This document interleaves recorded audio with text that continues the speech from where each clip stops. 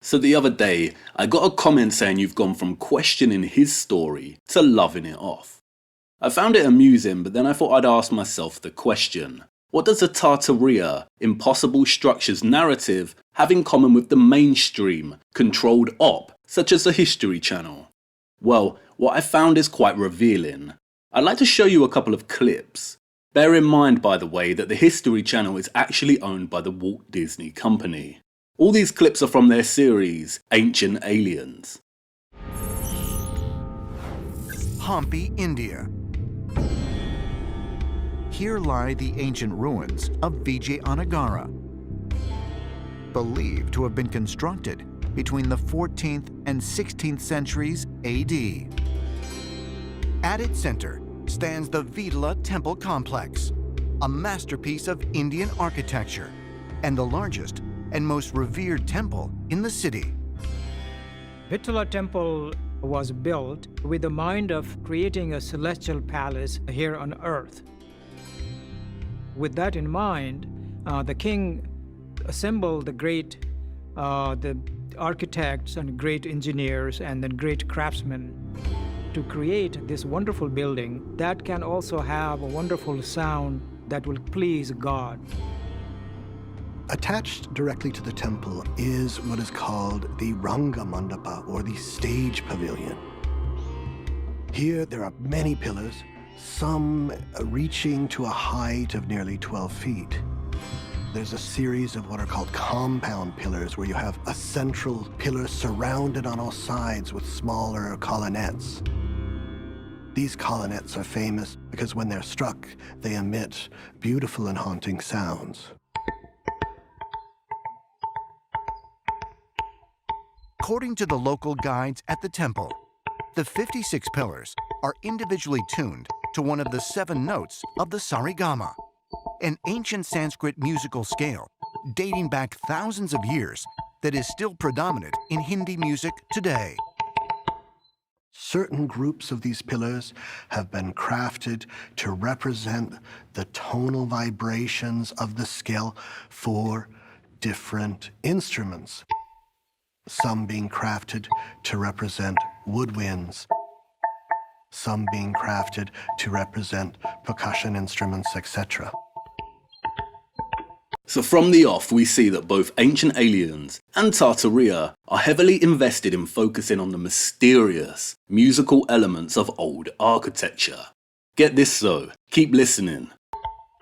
The British, when they were in charge of India, were mystified by this amazing quality and actually cut one of the pillars to see how it was done. But it was just granite, and it was just very careful workmanship. While the stone pillars themselves seem like simple technology, recent analyses have revealed they may be comprised of an advanced geopolymer blend of granite with silicate particles and metallic alloys. But what continues to puzzle scientists is that the first basic geopolymers were invented in the Soviet Union during the 1950s, hundreds of years after these pillars were crafted. So just like Great Pyramid K 2019, the History Channel is okay with exposing the fact that many old structures were actually poured, moulded and set with geopolymer and concrete. As a geologist, and how this was done is really baffling and amazing.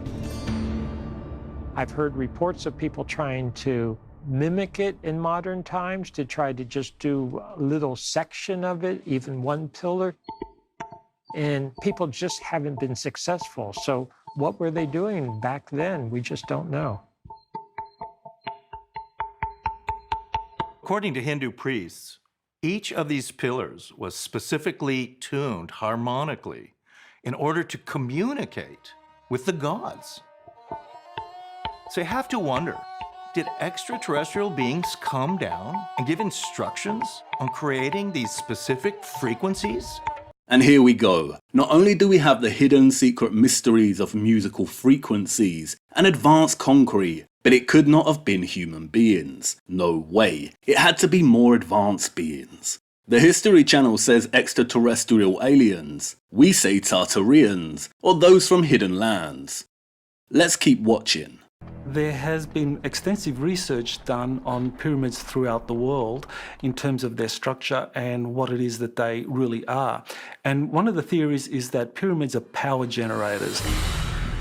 And so if you have these pyramids strategically placed around the world generating this charge, it's possible to create a general standing wave around the world that is basically a wireless transmission of energy. Uh-oh. It isn't just frequency and vibration anymore. The pyramids are power generators. Wireless transmission of free energy redirected across the world. Sound familiar?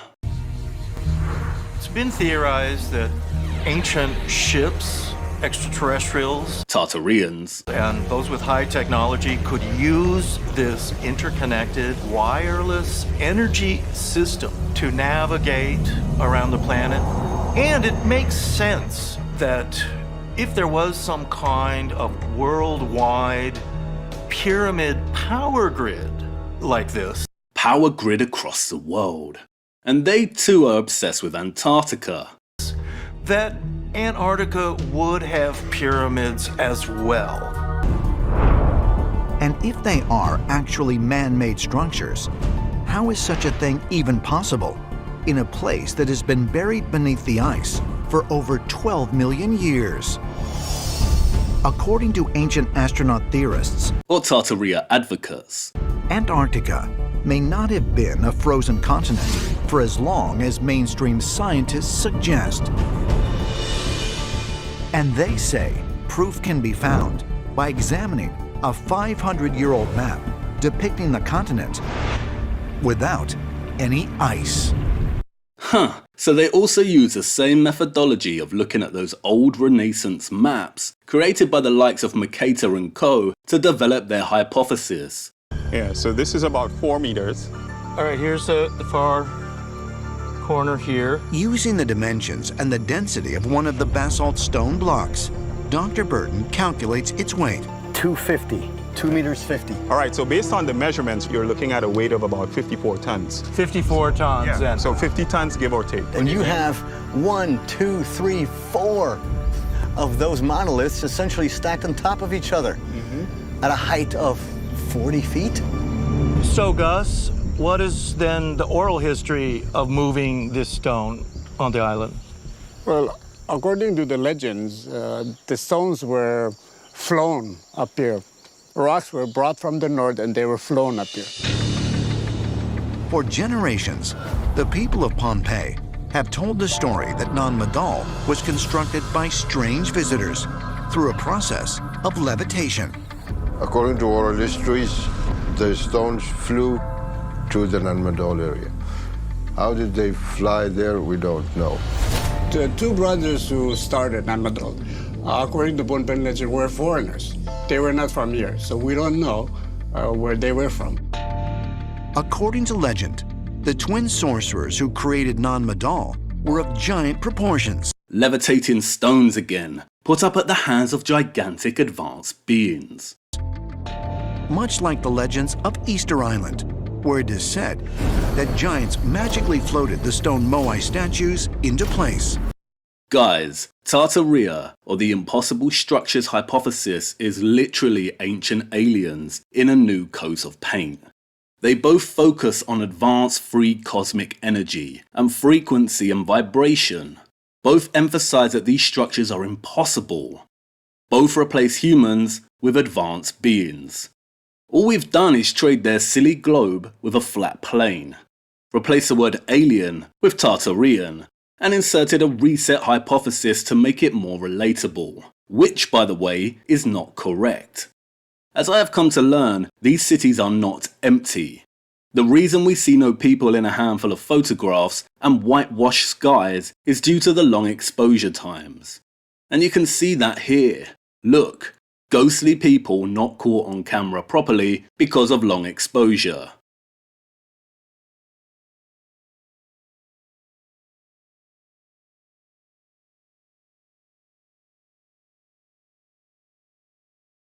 It's the same thing as in this recent photograph. I recommend checking out Static in the Attic or Wooden Nickels videos on this in the links in the description below. This doesn't mean that resets are not real. They are. But I cannot find evidence of one occurring in the 19th century on a grand scale. The last grand reset that I can find was at the end of the Middle Ages, and it has direct parallels with what's happening today. Oh, and we also added a mud flood. But the thing is, the vast amount of ancient tunnel networks all across the world debunks the mud flood theory. What was there before the mud flood? Complex tunnel systems above the ground, running all over the surface of the ground or through the air. It doesn't sound very glorious to me.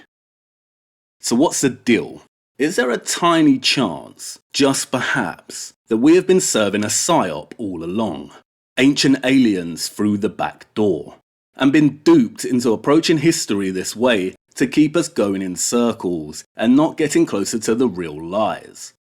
And this is not an instance of the History Channel telling us and giving us partial truths. They are not hiding anything in plain sight here. They want us to think like this. Why? Because it 1. Keeps us going around in circles, distracted from getting to the bottom of things. 2. It severs humanity from its real history and replaces them with advanced transhuman beings. 3. Gets us all worshipping some kind of cosmic energy and helps groom people to perhaps accept not so innocent technology in the future. And 4. Serves as a complete bum steer in terms of these ancient structures being legitimate. Geopolymer here in their world means that those of the past were advanced.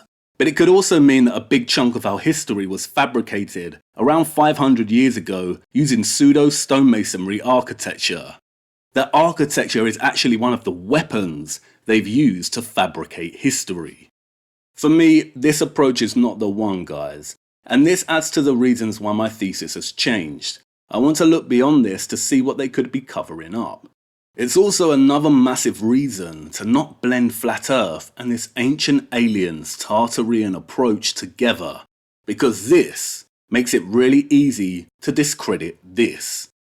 I know I'll continue to get backlash on this, but maintaining strong opinions when there is weak evidence to support them, or when new counter-evidence is discovered, means you are not exercising critical thinking. I'm going with critical thinking over this one. Anyway, the next chapter of my series is a multi-part one, and it's on the heavier, more complex side of things, so I aim to release more little videos like this in the meantime to mix things up for myself and cover a broader range of topics. Have a good day.